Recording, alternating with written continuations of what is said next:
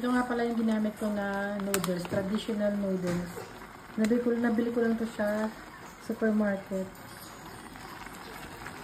Wala kasi akong bihon eh. Nag-crave ako ng pansit. Tapos may mga gulay naman dito sa fridge. Kaya ilaban natin luto yung pansit na to kahit makulit yung mata niyan.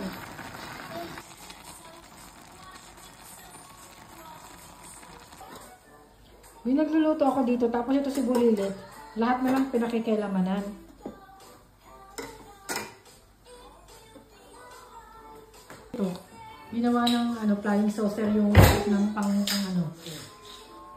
yung pang prito. Kasi babalik mo yan dyan ulit.